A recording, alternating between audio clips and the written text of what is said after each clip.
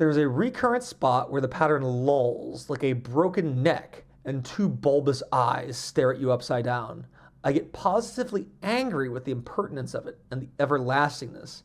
Up and down and sideways they crawl, and those absurd, unblinking eyes are everywhere. There is one place where two breaths didn't match, and the eyes go all up and down the line, one a little higher than the other. With the popularity of the release of Backrooms, I had a renewed interest in color theory and horror.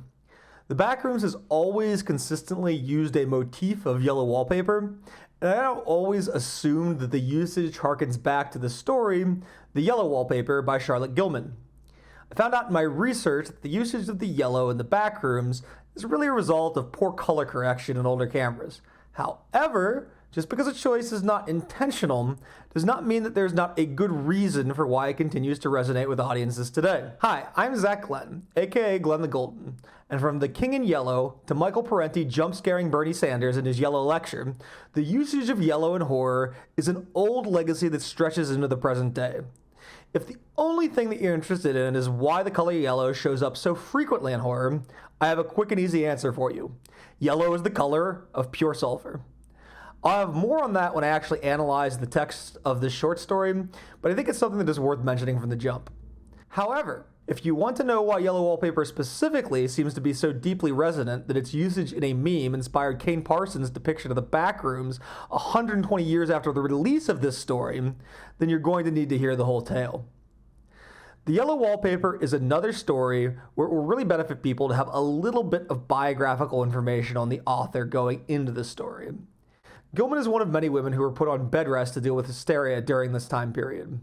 There were quite a few women who were mistreated badly by their doctors to cure their hysteria, if you get my drift, but just as many women were put on periods of bed rest. For women, bed rest meant that they could not engage in any kind of intellectual stimulation. For the narrator of our short story, the main task that is talked about is writing, but women on bed rest were commonly forbidden from writing, reading, painting, or playing any kind of game, like I'm thinking of like rummy, chess, anything that requires any intellectual stimulation. Without any kind of mental stimulation, it's no wonder that any kind of mental illness that a woman was experiencing would only get worse, as happens in the story. In addition to the obvious feminist lens, I don't think you can separate that lens from the horror that Gilman effectively evokes in this story. Gilman tells us from the very second paragraph that the narrator suspects that the house is haunted, using some descriptions that would later become tropes for haunted houses. The price of the rental. Surely, when Shirley Jackson, see what I did there, mentions the price of the home in Hill House, she's directly evoking Gilman's work. After all, look at the cover of the first edition, and what will you see?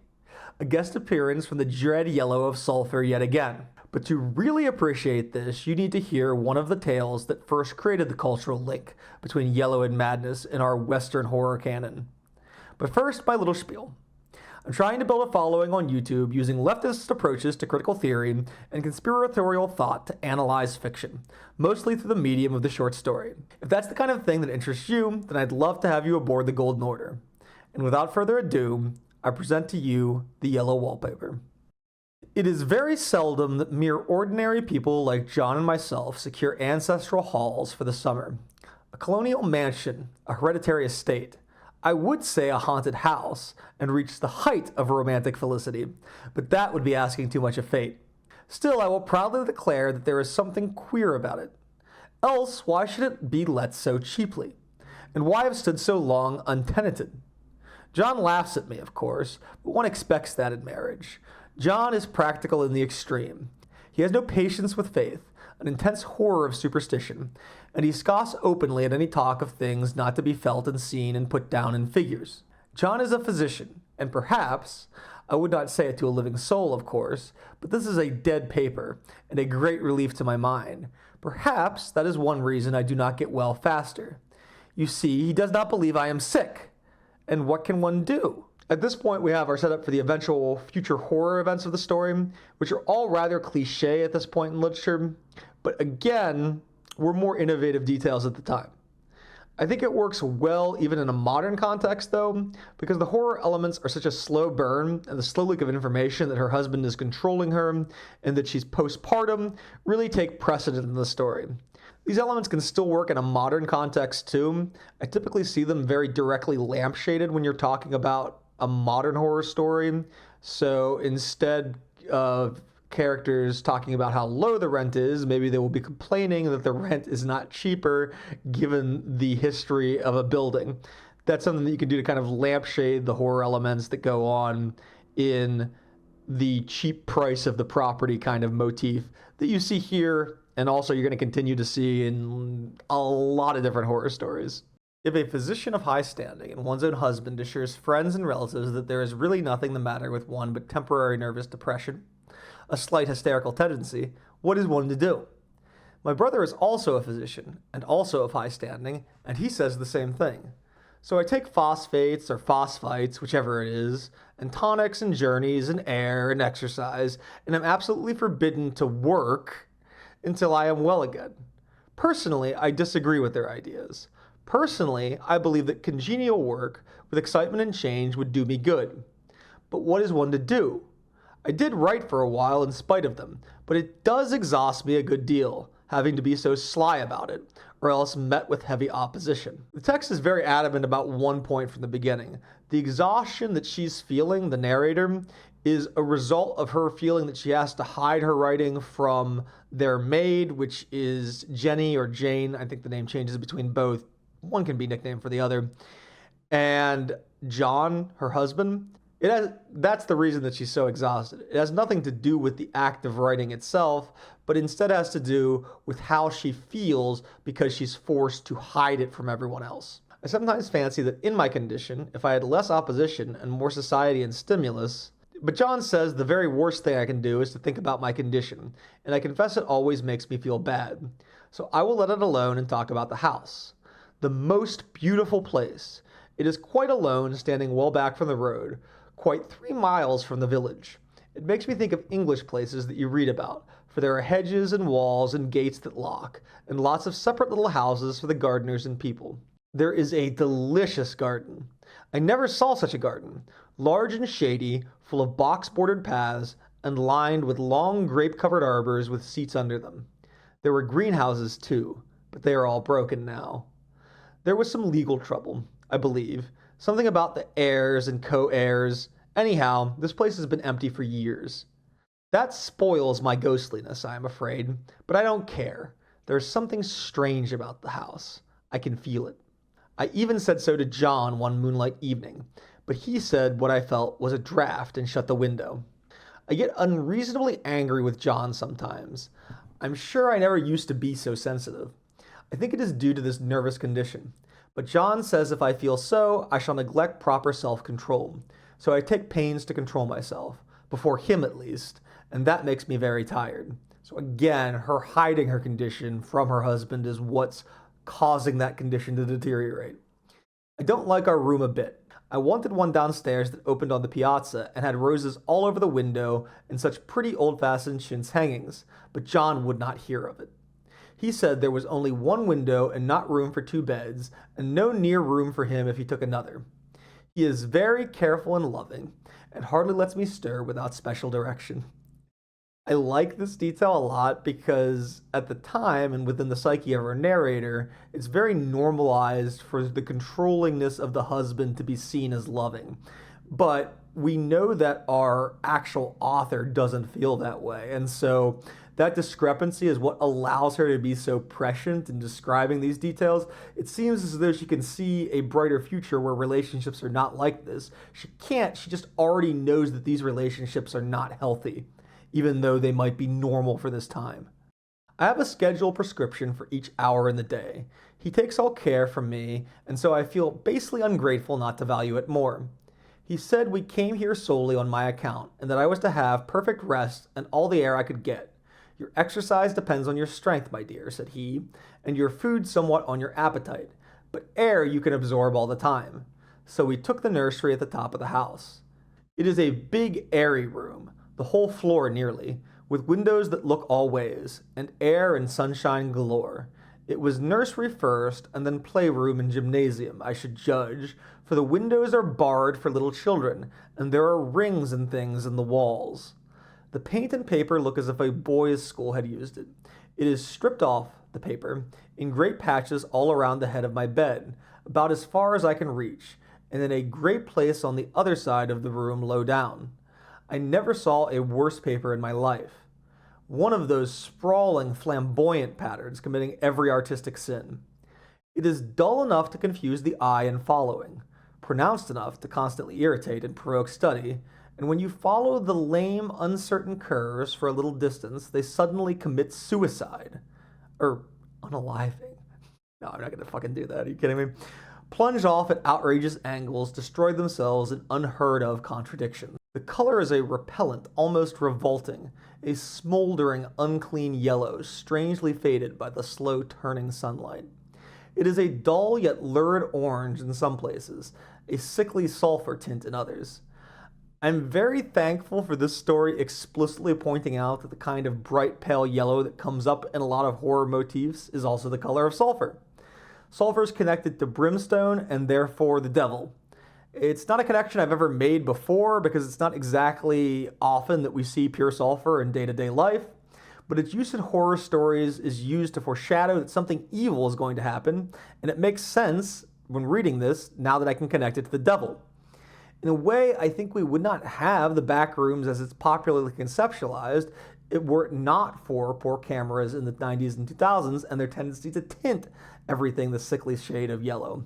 I don't think the themes of madness would be as resonant or would have come up for the people that are deciding to write stories about the Backrooms had there not been that evoking of the yellow wallpaper in the original copy pasta. No wonder the children hated it, the wallpaper.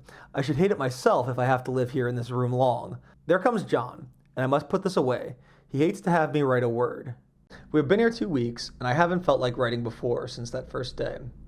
I am sitting by the window now, up in this atrocious nursery, and there's nothing to hinder my writing as much as I please, save lack of strength. John is away all day, and even some nights when his cases are serious. I am glad my case is not serious. But these nervous troubles are dreadfully depressing. John does not know how much I really suffer. He knows there is no reason to suffer, and that satisfies him. Of course, it is only nervousness. It does weigh on me so not to do my duty in any way. I meant to be such a help to John, such a real rest and comfort, and here I am a comparative burden already. Nobody would believe what an effort it is to do what little I am able, to dress and entertain and order things. It is fortunate Mary is so good with the baby, such a dear baby, and yet I cannot be with him. It makes me so nervous. I suppose John never was nervous in his life. He laughs at me so about this wallpaper. At first he meant to repaper the room, but afterwards he said that I was letting it get the better of me and that nothing was worse for a nervous patient than to give way to such fancies. One of the ways that you can tell that this is primarily intended to be an indictment of the treatment of women's mental health during this time period is just how callously the narrator is treated. It's also very funny that this essentially goes against every modern criteria for home care of a patient experiencing dementia, which talks about finding ways to placate people without lying to them about their delusions or incorrect memories. Here, we're just telling her, hey, shut up about it already, which, very Italian, but I don't know if it's actually going to make her any better. He said that after the wallpaper was changed, it would be the heavy bedstead, and then the barred windows, and then that gate at the head of the stairs, and so on. You know the place is doing you good, he said. And really, dear, I don't care to renovate the house just for a 3 months rental. Then do let us go downstairs, I said. There are such pretty rooms there. Then he took me in his arms and called me a blessed little goose and said he would go down cellar if I wished and have it whitewashed into the bargain. But he is right enough about the beds and windows and things. It is an airy and comfortable room, as anyone would wish, and of course, I would not be so silly as to make him uncomfortable just for a whim. I'm really getting quite fond of the big room, all but that horrid paper. Out of one window I can see the garden, those mysterious deep-shaded arbors and riotous old-fashioned flowers and bushes and gnarly trees. Out of another I get a lovely view of the bay and a little private wharf belonging to the estate. There's a beautiful shaded lane that runs down there from the house. I always fancy I see people walking in these numerous paths and arbors, but John has cautioned me not to give way to fancy in the least.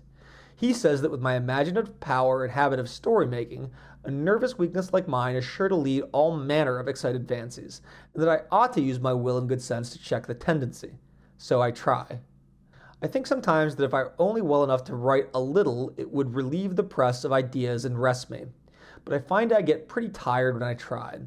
It is so discouraging not to have any advice and companionship about my work. When I get really well, John says he will ask Cousin Henry and Julia down for a long visit. But he says he would as soon put fireworks in my pillowcase as to let me have those stimulating people about now. I wish I could get well faster, but I must not think about that. This paper looks to me as if it knew what a vicious influence it had. There is a recurrent spot where the pattern lolls like a broken neck and two bulbous eyes stare at you upside down. I get positively angry with the impertinence of it and the everlastingness. Up and down and sideways they crawl, and those absurd, unblinking eyes are everywhere. There is one place where two breaths didn't match, and the eyes go all up and down the line, one a little higher than the other. Not only does our narrator get worse as the story goes on, but there's really not much wrong with her at all at the beginning of the story. She's clearly experiencing some signs of postpartum, but it's clearly simple postpartum depression and not postpartum psychosis until her husband's constant intervening has her peeking over her shoulder constantly so that she can spend her time writing as she prefers. It is also worth mentioning that she's already kind of seeing ghosts within the wallpaper. I don't really know how to describe them other than that. It's dead bodies, but they're not really there. It seems to me that she's already being haunted by the wallpaper, and it's only going to get worse as the story goes on. But I really question how much of that worsening of her condition is her husband urging her not to engage in any of the ways that she has for healthy releases of her fantasies, which is her writing, and instead he's forcing her to hide her intellectual work, and in doing so only puts more stress on her, worsening her condition. I never saw so much expression in an inanimate thing before, and we all know how much expression they have. I used to lie awake as a child and get more entertainment and terror out of blank walls and plain furniture than most children could find in a toy store. I remember what a kindly wink the knobs of our big old bureau used to have, and there was one chair that always seemed like a strong friend. I used to feel that if any of the other things looked too fierce, I could always hop into that chair and be safe. I like this detail here too because it's really emphasizing the pareidolia, the seeing faces and things that she's experiencing with the wallpaper and kind of translating it. It's a very universal experience. Humans are prone to pareidolia because we're already prone to pattern recognition and we want to be able to recognize the pattern of other people's faces, so we see faces and things that aren't faces. And it's used a lot in horror today. I don't know if I emphasized this in The Jump, but the story comes out in 1890, so to be emphasizing the use of pareidolia in horror in 1890, I think that's fairly cutting edge. The furniture in this room is no worse than inharmonious, however, for we had to bring it all from downstairs. I suppose when this was used as a playroom, they had to take the nursery things out, and no wonder. I never saw such ravages as the children have made here. The wallpaper, as I said before, is torn off in spots, and it sticketh closer than a brother. They must have had perseverance as well as hatred. Then the floor is scratched and gouged and splintered. The plaster itself is dug out here and there, and this great heavy bed, which is all we found in the room, looks as if it had been through the wars. But I don't mind it a bit. Only the paper. There comes John's sister. Such a dear girl as she is, and so careful of me, I must not let her find me writing. She is a perfect and enthusiastic housekeeper, and hopes for no better profession. I verily believe she thinks it is the writing which makes me sick. But I can write while she is out, and see her a long way off from these windows. There is one that commands the road, a lovely shaded winding road, and one that looks off over the country. A lovely country, too, full of great elms and velvet meadows. This wallpaper has a kind of sub-pattern in a different shade, a particularly irritating one, where you can only see it in certain lights, and not clearly then. But in the places where it isn't faded, and where the sun is just so, I can see a strange, provoking, formless sort of figure that seems to skulk about behind that silly and conspicuous front design. There's Sister on the stairs. It's not lost on me that the only women in this story are related to John through either blood or marriage, and essentially serve at his whims, yet he's barely present. There's something to be said about how women will police other women if they believe it will endear them to the systems of patriarchy in a way they feel will later benefit them. It's also interesting to me that it's foreshadowed here that she will later see the woman behind the wallpaper skulking about when John's sister is doing the same thing to the narrator. That is, skulking about trying to catch her writing. Well, the 4th of July is over. The people are gone, and I am tired out. John thought it might do me good to see a little company, so he just had Mother and Nellie and the children down for a week. Of course, I didn't do a thing. Jenny sees to everything now, but it tired me all the same. John says if I don't pick up faster, he shall send me to Weir Mitchell in the fall. But I don't want to go there at all. I had a friend who was in his hands once, and she says he is just like John and my brother, only more so. I gotta point this out. Just like in Smile Dog, which I read recently for a video, and many other modern horror stories, the author has chosen to insert herself in the story. She was treated by Weir Mitchell, he's a real guy, which inspired her to write this story. So the self-insert character is a friend of the main character and not the narrator herself, but there are also details of what happens to the narrator that are intended to be autobiographical. So there's a level of author insertion coming up in more than one place here. I think it's really cool that it's remained such a consistent element in horror. Besides, it is such an undertaking to go so far. I don't feel as if it was worthwhile to turn my hand over for anything, and I'm getting dreadfully fretful and querulous. I cry at nothing and cry most of the time. So while the author has postpartum depression, her symptoms before coming to this estate are only present when she's taking care of her baby. They're not present for other times. However, now that she spent time at the estate, her condition's worse. She now cries at nothing and cries most of the time. So many of her symptoms are only showing up after the intervention from her husband, the physician, not before, which is really hammering home the detail that this is supposed to be an indictment for how medicine was treating psychological problems in women. Of course, I don't cry when John is here, or anybody else, but when I am alone. And I am alone a good deal just now. John is kept in town very often by serious cases, and Jenny is good and lets me alone when I want her to. And I am alone a good deal just now. John is kept in town very often by serious cases, and Jenny is good and lets me alone when I want her to. So I walk a little in the garden or down that lovely lane, sit on the porch under the roses, and lie down up here a good deal. I'm getting really fond of the room in spite of the wallpaper, perhaps because of the wallpaper. It dwells in my mind so. I lie here on this great immovable bed, it is nailed down, I believe, and follow that pattern about by the hour. It is as good as gymnastics, I assure you. I start, we'll say, at the bottom down in the corner over there where it has not been touched, and I determine for the 1000th time that I will follow that pointless pattern to some sort of a conclusion. I know a little of the principle of design, and I know that this thing was not arranged by any laws of radiation or alternation or repetition or symmetry or anything else that I've ever heard of. It is repeated, of course, but by the breaths, but not otherwise. What she's saying here, I did kind of have to look up what by the breaths could mean as an expression, did a little dictionary searching. So I wasn't quite sure myself, but what she seems to be saying is that the pattern is only repeating when it's looked at as a whole. When it's examined closely, it does not seem to repeat at all. If the narrator is seen still as mostly rational at this point in the story, and therefore unlikely to be experiencing any kind of hallucinations, this would be the first sign that there's something supernatural happening with the wallpaper. However, she does say that she likes to imagine people walking up and down the pathways, so there is information to support both interpretations. It does have that level of ambiguity that you really see with a lot of classic horror, and that you see with Shirley Jackson, who I firmly believe is inspired by Gilman's work. In some ways, too, there's some similarity to some of the ideas that are repeated in Lovecraft's Dreams from the Witch House, in that as you begin to rot away in a room, the fabric of reality itself begins to tear. Looked at in one way, each breath stands alone. The bloated curves and flourishes, a kind of debased Romanesque with delirium tremens, go waddling up and down in isolated columns of fatuity.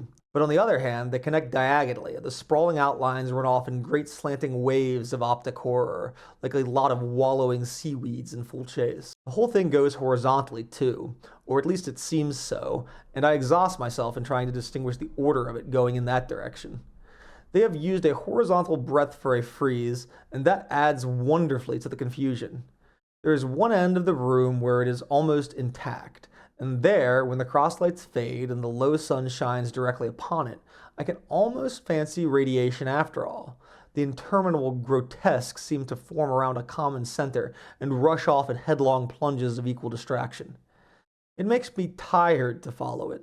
I will take a nap, I guess. It's interesting to me that as our narrator examines the wallpaper at any length of time, it causes the narrator to experience the exact same symptoms that her husband says signifies her hysteria.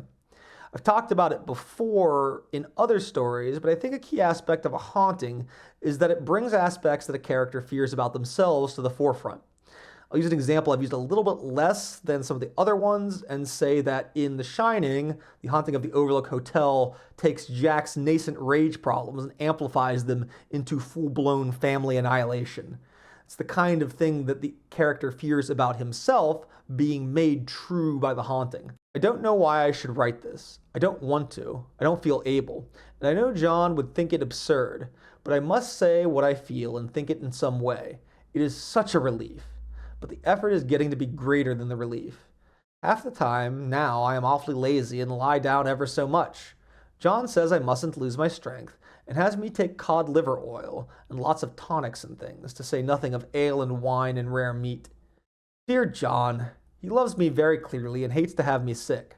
I tried to have a real earnest, reasonable talk with him the other day, and tell him how I wish he could let me go and make a visit to Cousin Henry and Julia. But he said I wasn't able to go, nor able to stand it after I got there, and I did not make out a very good case for myself, for I was crying before I had finished. I want to emphasize here that she's still been unable to see the family members that she wants to see during her time at this estate.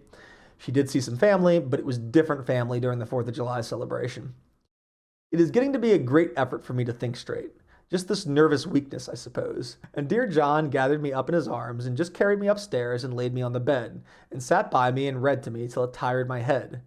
He said I was his darling and his comfort and all he had, and that I must take care of myself for his sake and keep well. He says no one but myself can help me out of it, that I must use my will and self-control and not let my silly fancies run away with me. There's one comfort. The baby is so well and happy, and does not have to occupy this nursery with the horrid wallpaper. If we had not used it, that blessed child would have. What a fortunate escape. Why, I wouldn't have a child of mine, an impressionable little thing, live in such a room for worlds. One of the things that I think is really interesting here and emphasizes how even a postpartum woman is willing to make large sacrifices for her child is that she's able to justify staying in this room because she feels that if she does not, her child would have to instead. And she doesn't want the same bloated corpses, faces, and things staring at her child that are staring at her. I never thought of it before, but it is lucky that John kept me here after all. I can stand it so much easier than a baby, you see.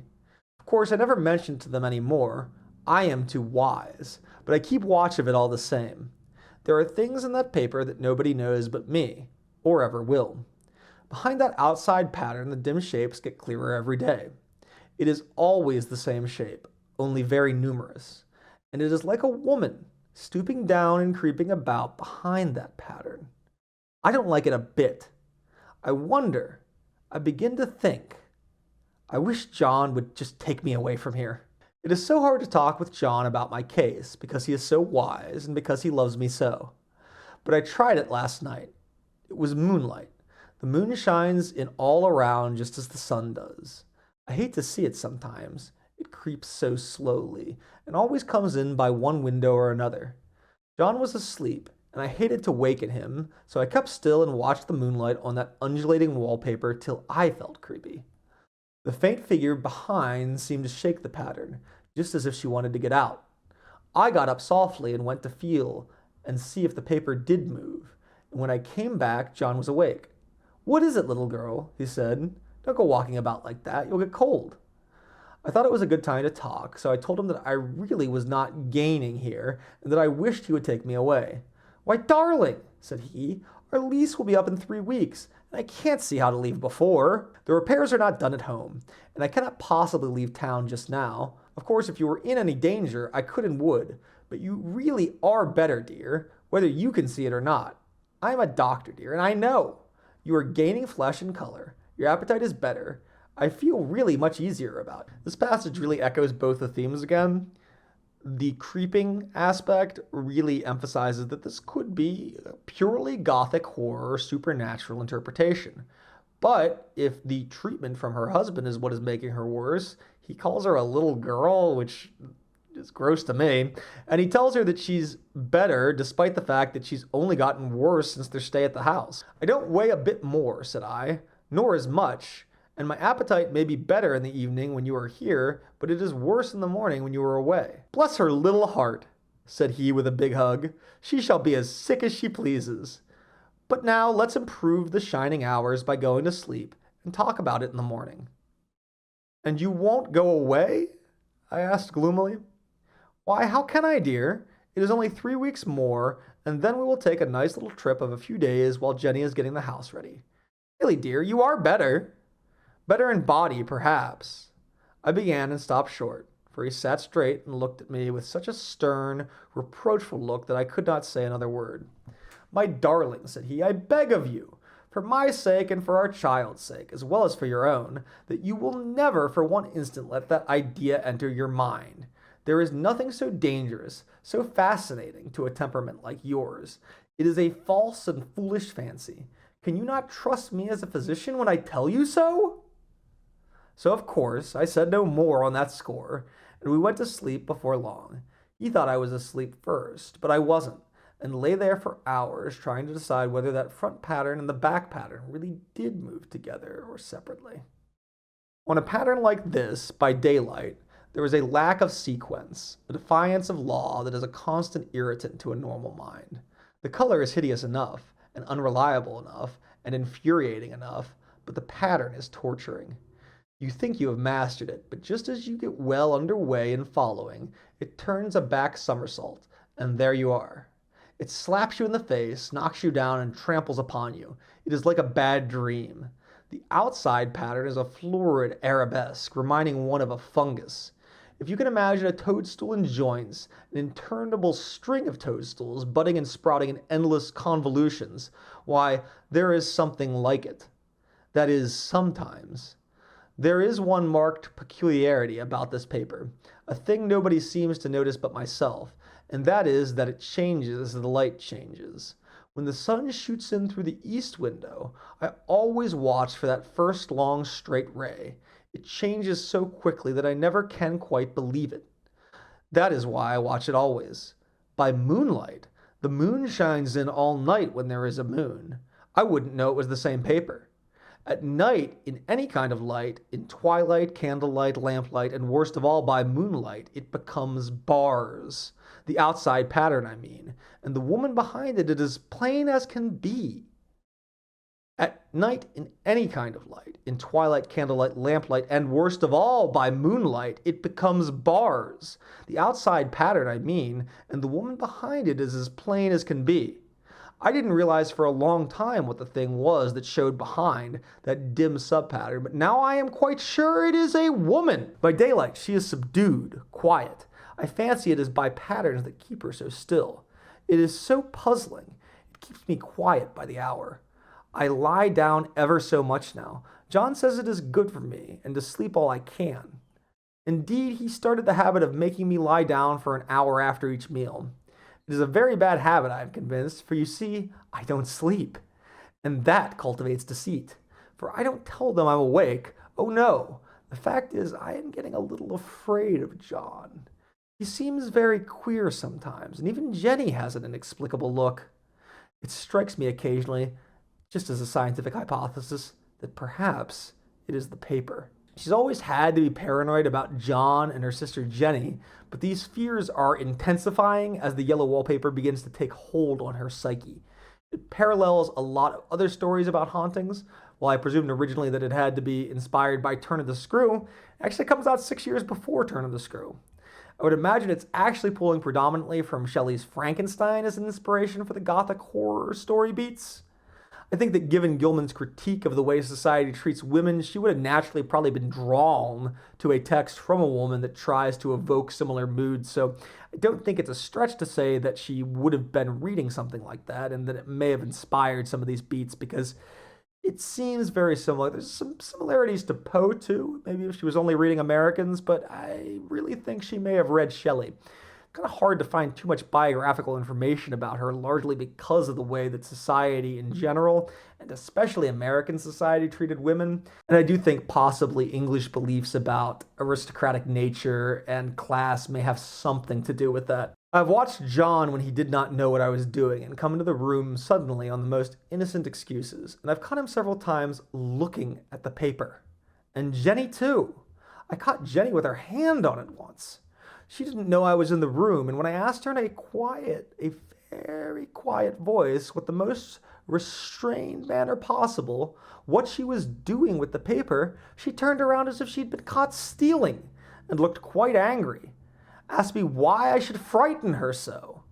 Then again, she said that the paper stained everything it touched, that she had found yellow smooches on all my clothes and John's, and she wished we would be more careful. Did not that sound innocent? But I know she was studying that pattern, and I am determined that nobody shall find it out but myself. These details here are, I think, really what are supporting the more modern Gothic horror interpretation of the story. The negative effects of the wallpaper are no longer being confined to just our narrator, and Jenny seems to be both scared and entranced by it as well. John also is clearly examining the wallpaper in some way, or he wouldn't have those yellow smooches, which is just like the dye rubbing off on his clothes. So it's more than just our narrator who's being affected by this wallpaper, even though usually when I hear interpretations of the story, they talk about how the wallpaper is affecting the psyche of the narrator. And while that's true, it's not something that is cordoned off to just affecting her. It's affecting everybody in the house. Life is very much more exciting now than it used to be. You see, I have something more to expect, to look forward to watch. I really do eat better, and am more quiet than I was. John is so pleased to see me improve. He laughed a little the other day and said I seemed to be flourishing in spite of my wallpaper. I turned it off with a laugh. I had no intention of telling him it was because of the wallpaper. He would make fun of me. He might even want to take me away. I don't want to leave now until I have found it out. There is a week more, and I think that will be enough. I'm feeling ever so much better. I don't sleep much at night, for it is so interesting to watch developments, but I sleep a good deal in the daytime. In the daytime, it is tiresome and perplexing. There are always new shoots on the fungus and new shades of yellow all over it. I cannot keep count of them, though. I have tried conscientiously. It is the strangest yellow, that wallpaper. It makes me think of all the yellow things I ever saw. Not beautiful ones like buttercups, but old, foul, bad yellow things. But there is something else about that paper. The smell. I noticed it in the moment we came into the room, but with so much air and sun, it was not bad. Now we've had a week of fog and rain, and whether the windows are open or not, the smell is here. It creeps all over the house. I find it hovering in the dining room, skulking in the parlor, hiding in the hall, lying in wait for me on the stairs. It even gets into my hair. Even when I go to ride, if I turn my head suddenly and surprise it, there is that smell. Such a peculiar odor, too. I've spent hours in trying to analyze it to find what it smelled like. It is not bad at first, and very gentle, but quite the subtlest and most enduring odor I ever met. In this damp weather, it is awful. I wake up in the night and find it hanging over me. It used to disturb me at first. I thought seriously of burning the house to reach the smell, but now I am used to it. The only thing I can think of that it is like the color of the paper, a yellow smell. There is a very funny mark on this wall, low down near the mopboard, a streak that runs around the room. It goes behind every piece of furniture except the bed, a long, straight, even smooch, as if it had been rubbed over and over. I wonder how it was done, and who did it, and what they did it for. Round and round and round, round and round and round and round. It makes me dizzy. I really have discovered something at last. Through watching so much at night when it changes so, I have finally found out. The front pattern does move, and no wonder. The woman behind shakes it. Sometimes I think there are a great many women behind, and sometimes only one, and she crawls around fast and her crawling shakes it all over. Then in the very bright spots she keeps still, and in the very shady spots she just takes hold of the bars and shakes them hard. And she is all the time trying to climb through. But nobody could climb through that pattern, it strangles so. I think that is why it has so many heads.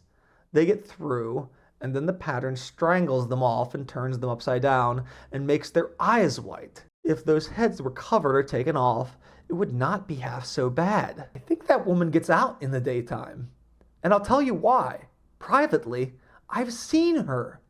I can see her out of every one of my windows. It is the same woman, I know, for she is always creeping, and most women do not creep by daylight. I see her in that long shaded lane creeping up and down. I see her in those dark grape arbors creeping all around the garden. I see her on that long road under the trees creeping along, and when a carriage comes by, she hides under the blackberry vines. I don't blame her a bit. It must be very humiliating to be caught creeping by daylight. I always lock the door when I creep by daylight. I can't do it at night, for I know John would suspect something at once. And John is so queer now that I don't want to irritate him. I wish he would take another room. Besides, I don't want anybody to get that woman out at night but myself. I have watched her sometimes way off in the open country, creeping as fast as a cloud shadow in a high wind. I got so into narrating the story that I accidentally overlooked one of my margin notes. The woman in the wallpaper is very intentionally seated as a reflection of the narrator, whether you take the paranormal interpretation or instead choose to interpret the narrator as being unreliable. There are women that are shaking the patterns, just like there are bars on her windows that could be shaken for her to try to escape, and she is being trapped in this manner, make no mistake. These parallels are going to intensify even further as the narrator's madness grows from this point on. If only that top pattern could be gotten off from the under one. I meant to try it little by little. I have found out another funny thing, but I shan't tell it this time. It does not trust people too much. There are only 2 more days to get this paper off, and I believe John is beginning to notice. I don't like the looks in his eyes. And I heard him ask Jenny a lot of professional questions about me. She had a very good report to give. She said I slept a good deal in the daytime. John knows I don't sleep very well at night, for all I'm so quiet. He asked me all the sorts of questions, too, and pretended to be very loving and kind, as if I couldn't see through him. Still, I don't wonder he acts so, sleeping under this paper for 3 months. It only interests me, but I feel sure John and Jenny are secretly affected by it. Here the narrator is confirming details for those who are suspicious of a paranormal aspect for the wallpaper. Jenny seemed affected earlier, and in a way, like I said, so does John, though it is less explicit about this. And the narrator is now telling us exactly that she believes that John and Jenny had been affected emotionally as well, but have been attempting to keep this from her. I do think she's right, and I strongly support the interpretation of this being both a feminist and gothic horror piece of literature. It seems to me that John's cruelty is amplified because he's ignoring his wife tearing the wallpaper down when he says earlier they should be attempting to dissuade a patient who is hospitalized for their mental health from holding their delusions, so he's not acting within character for himself. We could attribute this to the wallpaper. There's an argument that he lets it go because he knows they're leaving the house soon, but I think the horror genre is so inextricably connected to women that it's rather difficult, in my opinion, to say the text isn't going for both of these themes. Hurrah! This is the last day, but it is enough. John to stay in town overnight and won't be out until this evening. Jenny wanted to sleep with me. The sly thing. Pause. But I told her I should undoubtedly rest better for a night all alone. That was clever, for really I wasn't alone a bit. As soon as it was moonlight and that poor thing began to crawl and shake the pattern, I got up and ran to help her. I pulled and she shook. I shook and she pulled, and before morning we had peeled off yards of that paper. A strip about as high as my head and half around the room. And then when the sun came and that awful pattern began to laugh at me, I declared I would finish it today. We go away tomorrow, and they are moving all my furniture down again to leave things as they were before. Jenny looked at the wall in amazement, but I told her merrily that I did it out of pure spite at the vicious thing. She laughed and said she would not mind doing it herself, but I must not get tired. How she betrayed herself that time. But I am here, and no person touches this paper but me. Not alive. She tried to get me out of the room. It was too patent. But I said it was so quiet and empty and clean now that I believed I would lie down again and sleep all I could, and not to wake me even for dinner. I would call when I woke. So now she is gone, and the servants are gone, and the things are gone, and there is nothing left but that great bedstead nailed down, and the canvas mattress we found on it. We shall sleep downstairs tonight, and take the boat home tomorrow. I quite enjoy the room now that it is bare again. How these children did tear about here! This bedstead is fairly gnawed. But I must get to work. I have locked the door and thrown the key down into the front path. I don't want to go out, and I don't want to have anybody come in till John comes. I want to astonish him. I've got a rope up here that even Jenny did not find. If that woman does get out and tries to get away, I can tie her. But I forgot, I could not reach far without anything to stand on. This bed will not move. I tried to lift and push it until I was lame, but then I got so angry I bit off a little piece at one corner. But it hurt my teeth. This seems to imply that the missing patches of wallpaper were caused by people that had been doing what the narrator is doing previously.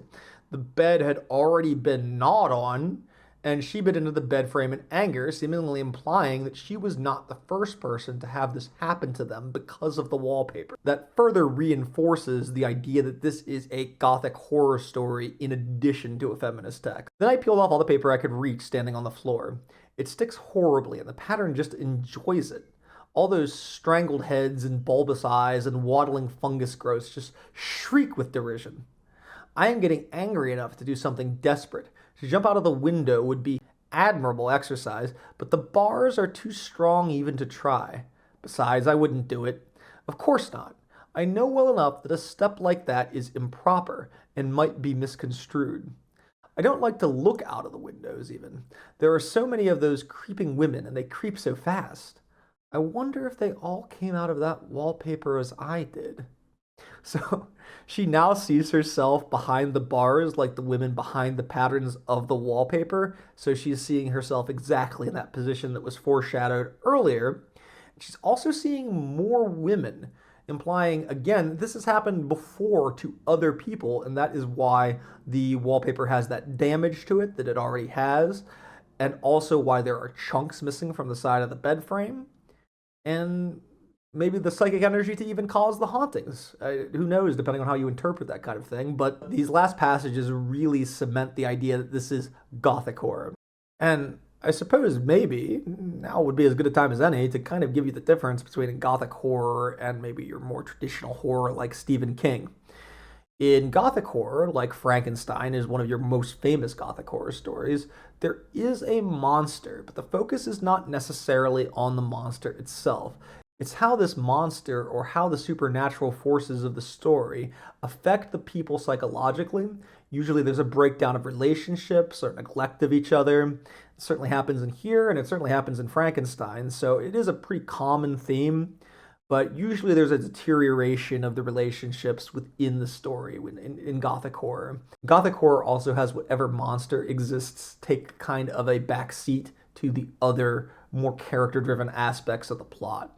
And so you could make arguments that Gothic horror still exists today. You could make an argument even that Backrooms, which I've already tied to this several times, is an example of a modern Gothic horror piece because it is much more about the relationship breakdown or the psychological breakdown than it is about the Backrooms itself or the monster itself. If you want to go back, you could make the example with The Shining. I think in general, a lot of haunting stories tend to really fill that niche of Gothic horror to a more modern audience. But I am securely fashioned now by my well-hidden rope. You don't get me out in the road there. I suppose I shall have to come back behind the pattern when it comes night, and that is hard. It is so pleasant to be out in this great room and creep around as I please. I don't want to go outside. I won't even if Jenny asks me to. For outside you have to creep on the ground, and everything is green instead of yellow. But here I can creep smoothly on the floor, and my shoulder just fits in that long smooch around the wall, so I cannot lose my way. Why, there's John at the door!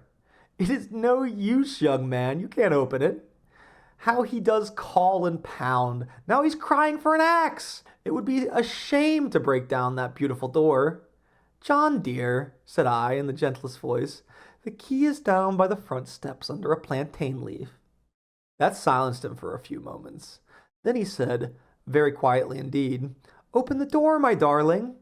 I can't, said I. The key is down by the front door under a plantain leaf. And then I said it again, several times, very gently and slowly, and said it so often that he had to go and see, and he got it, of course, and came in. He stopped short by the door. What is the matter? He cried. For God's sake, what are you doing? I kept on creeping just the same, but I looked at him over my shoulder.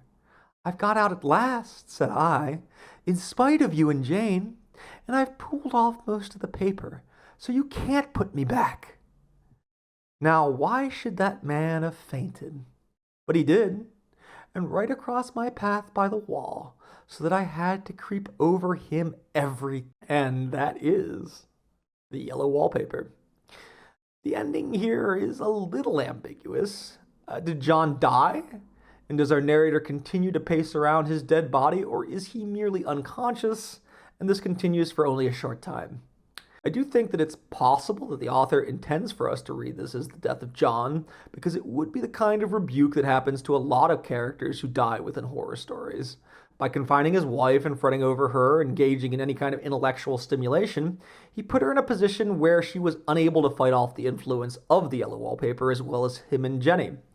Whether it was coming from a supernatural influence or merely psychosomatic, the results are the same. Justice for women in this time period is a rebuke of those who would seek to confine and stupefy them, so I don't necessarily see it as unlikely that John is dead here. I think, too, if you look at the picture that this was originally printed with, it does much more appear that John is dead rather than just unconscious, because the narrator is kind of positioned over top of him trying to wake him up. It seems as though she's failing to. That was my rendition of the yellow wallpaper. Hopefully by listening to the story, you can see how it helped to cement the idea of a descent into madness being accompanied by the color yellow. If you're stuck around this far, I actually have a rare example from a video game, taking on the elements of cosmic horror and effectively utilizing color theory within its own cosmology. It's also one of the few games I would consider to be enough of a work of art to one day do more than one video on. I have a couple of different video ideas for this one. In Elden Ring, an outer god by the name of the Frenzied Flame is embodied by a yellow fire that burns away its victim's sanity. I think most people are aware of the idea that the king in yellow is the reason for the Frenzied Flame's coloration. However, not only were Chambers and Gilman contemporaries, but they were both working in the 1890s, so it's safe to say that all of this influence weighs on one another. Our narrator in the yellow wallpaper is also under quarantine, and so yellow is used for its association with jaundice and isolation. All that to say, is it possible that the avatar of the Frenzied Flame, a sickly old man in a decaying manse, is a reference to more than one piece of turn-of-the-century horror literature? Well, with as well read as Miyazaki is in the Western canon, I think the answer is a safe yes. That's it for me today, and stay golden out there, folks.